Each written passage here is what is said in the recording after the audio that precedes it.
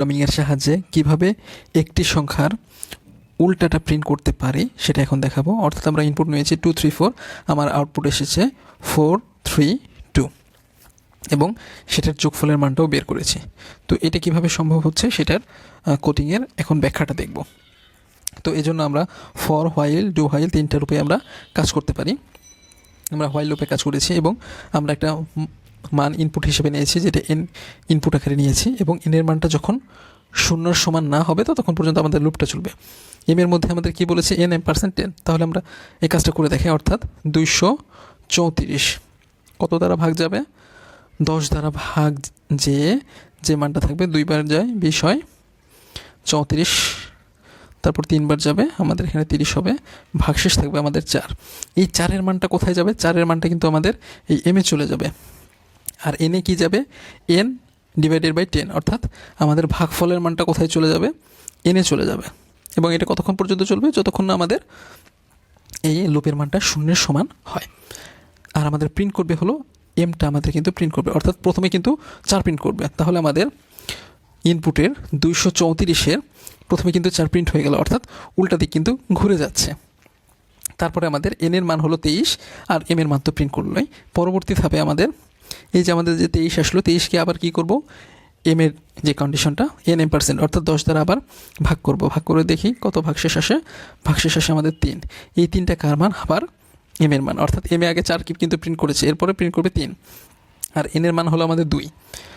লুপটা আবার আমাদের ঘুরে যাবে, কারণ এন এর মান শূন্যের সমান হয় না। তাহলে 2কে 10 দ্বারা ভাগ দিবে, তাহলে 2 10-এর মধ্যে কতবার যাবে, 0 বার যাবে, হবে 0, ভাগশেষ থাকবে আমাদের 2। তাহলে এম এর মানটা 2টা প্রিন্ট করবে। তাহলে প্রথমে কি প্রিন্ট করেছে, 4, তারপর 3, তারপর 2, অর্থাৎ আমি যে ইনপুটটা নিয়েছিলাম তার কিন্তু বিপরীতটা ইনপুট হয়ে গেছে। এখন আমাদের এম এর মান তো 2, এন এর মান হলো 0। আমাদের কন্ডিশনে কি বলেছে, যদি শূন্য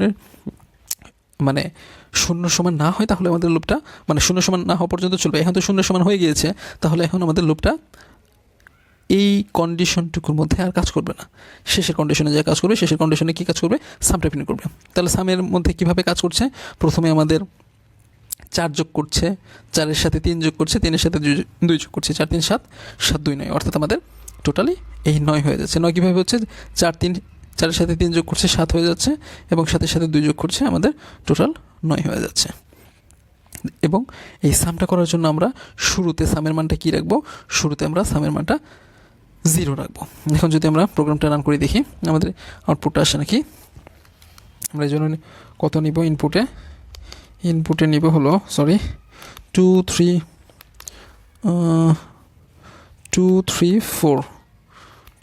4 ইনপুটটা আসছে না কেন জানি। আচ্ছা, আবার যদি রান করি, ইনপুটটা নেই 2 3 4, কিবোর্ডটা কোনোভাবে কাজ করছে না। আচ্ছা ঠিক আছে, কিবোর্ডটা কাজ করানোর জন্য দেখি 2 এইখানে কাজ করছে। ওকে, সমস্যা নেই, আরও একটা ভাবে হবে, এই কিবোর্ডটা নিয়ে কাজ করলে হয়ে যাবে এবার।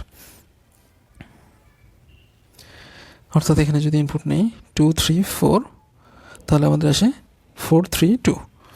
তো এইভাবে আমরা একটা সংখ্যার রিভার্স, অর্থাৎ বিপরীত কিভাবে করে এবং তার যোগফল কিভাবে বের করতে হয় সেটা খুব সহজেই করতে পারবো।